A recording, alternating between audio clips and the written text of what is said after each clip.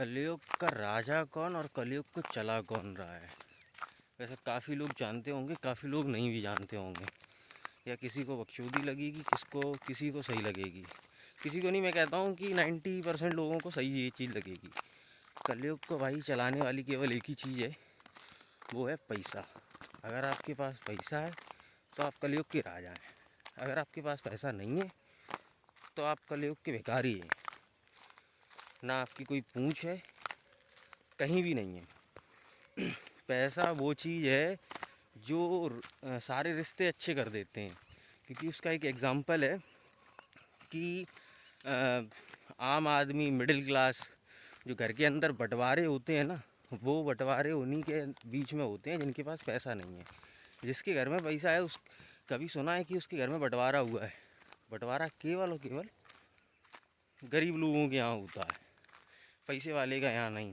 क्योंकि वो राजा है। जब पैसा होगा तो राजा वाला शासन चलेगा, पैसा नहीं है तो फिर तो भिखारी हो ही।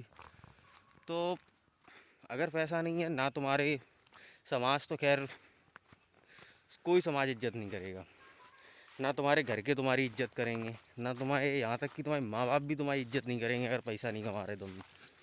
तो पैसा होना बहुत ज़रूरी है। पैसा है तो तुम राजा हो, पैसा नहीं है तो तुम कुछ भी नहीं हो। और कलयुग में तो पैसा बहुत ज़रूरी है।